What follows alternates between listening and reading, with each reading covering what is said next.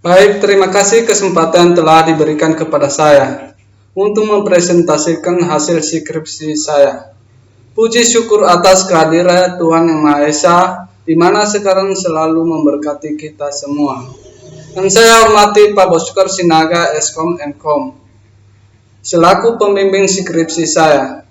Perkenalkan, nama saya Fajar Tulehulu dengan nomor NIM 1701212110.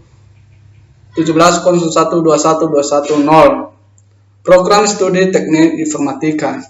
Sebagai judul skripsi saya, Sistem Pendukung Keputusan Penerimaan Pegawai pada PT Andi Putra dalam kurung General Kontraktor dan Supplier dengan menggunakan metode AHP. Latar belakang. Salah satu elemen paling penting dalam perusahaan adalah sumber daya manusia. Perencanaan dan usaha pemenuhan kebutuhan sumber daya manusia bila dikelola secara profesional akan sangat menentukan mutu dan kesuksesan perusahaan. Kata lain, seleksi yang efektif akan memperoleh sumber daya yang baik untuk jangka waktu yang lebih panjang. Dengan tujuan utama dalam proses seleksi adalah untuk mendapatkan orang yang tepat bagi suatu jabatan tertentu, sehingga orang tersebut mampu bekerja secara optimal dan dapat bertahan di perusahaan untuk waktu yang lama. Pada PT Andi Putra, General Kontraktor dan Supplier membutuhkan sebuah alat bantu untuk mempermudah proses pengambilan keputusan penerimaan karyawan baru. Maka dari itu, untuk membantu manajer HRD agar tidak terjadi kesalahan atau kesulitan dalam memilih merekrut pegawai, maka akan dibangun sistem pendukung pengambilan keputusan penerimaan pegawai baru yang akan menggunakan metode AHP. Mengapa metode tersebut digunakan? Karena pada saat masalah kompleks, pengambilan keputusan dapat menyederhanakan masalah-masalah kompleks, sehingga sampai pada tingkat di mana user siap untuk memahaminya. Dengan menggunakan metode ini, maka kita dapat menyederhanakan kriteria yang menjadi pertimbangan pengambilan keputusan untuk penerimaan karyawan baru menjadi lebih efektif, sederhana, dan mudah dipahami. 2. Rumusan masalah. Berdasarkan dari latar belakang di atas, dapat disimpulkan dengan beberapa rumusan masalah sebagai berikut. 1. Bagaimana membangun dan merancang sistem pendukung keputusan penerimaan calon pegawai pada PT Andi Putra dengan menggunakan metode AHP. 2. Bagaimana menerapkan metode AHP dalam sistem pendukung keputusan penerimaan calon pegawai pada PT Andi Putra. Batasan masalah. Berdasarkan rumusan masalah yang telah dipilih, maka batasan masalah yang diperoleh sebagai berikut. 1. Sistem ini hanya digunakan di bagian personalia di PT Andi Putra. 2. Alternatif yang digunakan dalam sistem pendukung keputusan penerimaan calon pegawai ini adalah berupa data-data pegawai PT Andi Putra. 3. Kriteria yang digunakan untuk penerimaan calon pegawai pada PT Andi Putra adalah pendidikan, pengalaman kerja, testing tertulis, testing wawancara, testing psikotes atau kecerdasan, attitude, kemampuan berkomunikasi, serta motivasi dan antusiasme. 4. Proses penyeleksian dibatasi pada proses untuk mencari kandidat yang memenuhi persyaratan dengan kriteria yang telah ditentukan.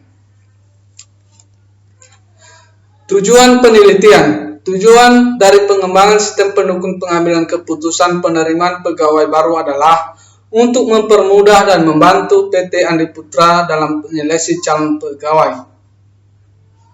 2. Untuk membangun sistem pendukung keputusan penerimaan calon pegawai pada PT Andi Putra dengan menggunakan metode AHP. 3. Untuk menerapkan metode AHP dalam sistem pendukung keputusan penerimaan calon pegawai pada PT Andi Putra. 5. Manfaat penelitian.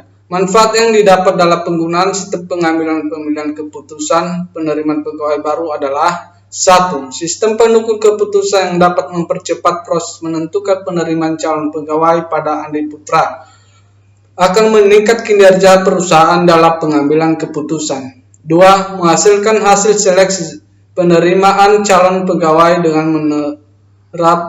dengan penerapan metode AHP pada sistem pendukung keputusan penerimaan calon pegawai pada PT Andi Putra. 3. Memudahkan PT Andi Putra dalam proses penyeleksian penerimaan calon pegawai dengan menggunakan metode AHP. Bab 2. Landasan teori. Satu, sistem pendukung keputusan. Sistem pendukung keputusan atau sering dikenal dengan dalam bahasa Inggris yaitu Decision Support System, yaitu merupakan salah satu teknik secara otomatis dalam membuat dan mengambil keputusan suatu keputusan. Jika sebuah keputusan dilakukan dengan musyawarah dan memiliki banyak sekali alternatif atau pilihan jawaban, tentu akan sangat menguras banyak pikiran dan tenaga serta waktu dan biaya bagi pengambil keputusan untuk memutuskan suatu keputusan dari suatu masalah. 2. AHP.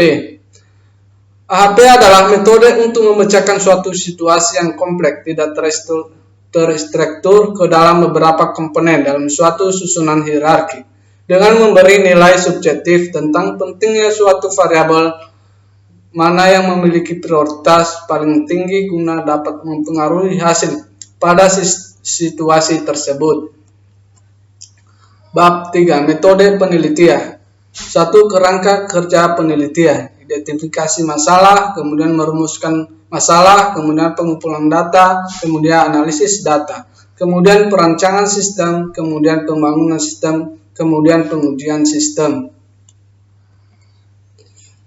Bab 4. Analisa dan perancangan. Analisa. 1. Analisa data tempat penelitian, analisis kebutuhan sistem, kebutuhan non-fungsional, dan analisis sistem yang dibangun. 2. Analisis metode AHP.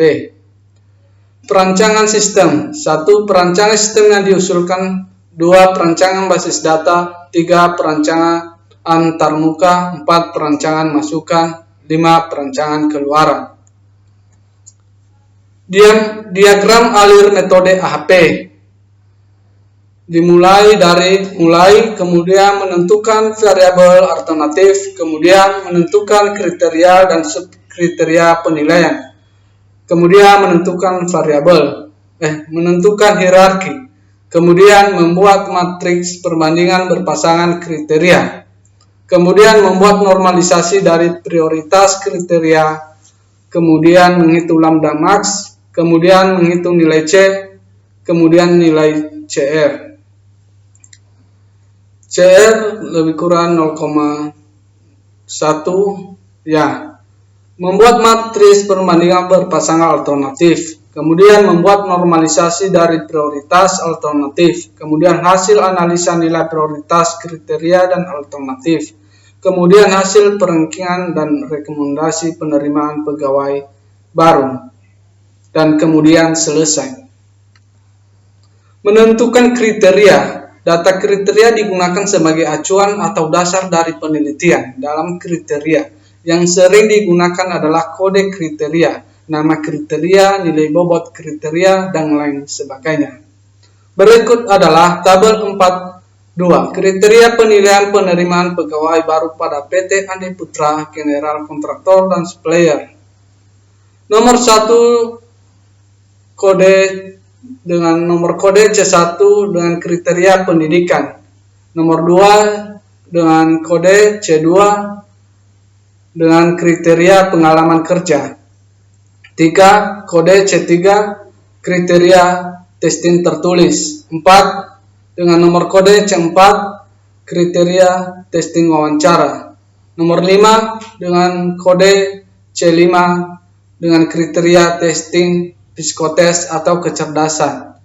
6. Dengan nomor kode C6 dengan kriteria attitude. 7. Dengan nomor kode C7 dengan kriteria kemampuan berkomunikasi. 8. Dengan nomor kode C8 dengan kriteria motivasi dan antusiasme. Bab 5. Implementasi sistem. Bab 5-nya bisa nanti kita tampilkan pada program di saat ujian meja hijau. Bab 6. Kesimpulan dan saran. Kesimpulan. 1. Perancangan sistem pendukung keputusan penerimaan pegawai pada PT Andi Putra, General Kontraktor, dan Supplier, yaitu menggunakan pemodelan UML atau dalam kurung case diagram, activity diagram, dan class diagram, dan sistem pendukung keputusan penerimaan pegawai pada Andi Putra.